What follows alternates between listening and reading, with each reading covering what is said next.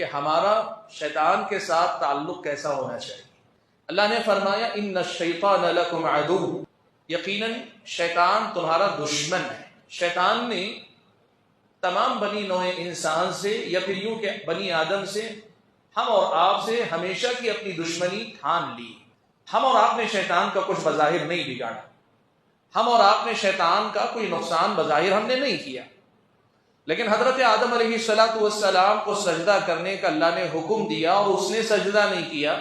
اپنے حسد، اپنی جلن کی وجہ سے، اپنے تکبر کی وجہ سے اس نے اللہ کے نبی حضرت آدم کو سجدہ نہیں کیا، اور اس کے نتیجے میں اللہ تعالیٰ نے اسے سنایا کہ تو ہمیشہ کے لیے جہنم میں رہے گا۔ اللہ نے اسے بھگا دیا۔ اس نقصان کا اس نے حضرت آدم کو ذمہ دار مان لیا، یعنی اس نے یہ مان لیا کہ آدم تمہاری وجہ سے میں اس برے حال کو پہنچاؤں، میرا جو بھی کچھ بگڑا ہے تمہاری وجہ سے بگڑا ہے۔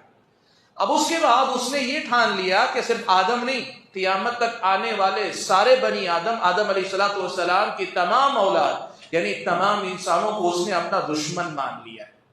اس نے تمام انسانوں کو اپنا دشمن بنا لیا ہے، اور یہ طے ہے کہ وہ انسان سے صرف دشمنی کر سکتا ہے، وہ کسی انسان کا کبھی دوست نہیں ہو سکتا۔ اور اگر کبھی کسی کو لگتا ہے کہ وہ دوستی کا معاملہ کر رہا ہے، دوستی کا سلوک کر رہا ہے، ایک انسان کو یہ یاد رکھنا چاہیے کہ یہ دوستی بھی بڑی دشمنی کی طرف ایک راستہ ہے، وہ دشمنی اصل میں نکالنا چاہتا ہے۔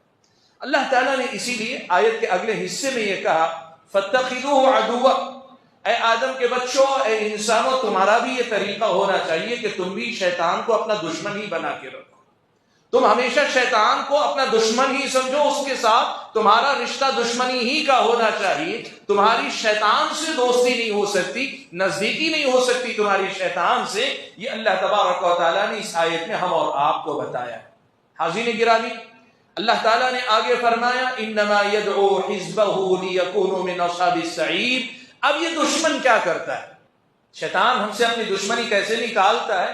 انما يدعو حزبہ، وہ اپنی گروہ کو، اپنی جماعت کو، اپنے پیروکاروں کو، اپنی بات ماننے والوں کو وہ بلاتا ہے لِيَكُونُوا مِنْ أَصْحَابِ السَّعِيرِ، جس طرح وہ جہنم رسید ہوا اس کے ساتھ چل کر یہ بھی جہنم میں چلے جائیں۔ بہت سیدھا اور صاف مسئلہ۔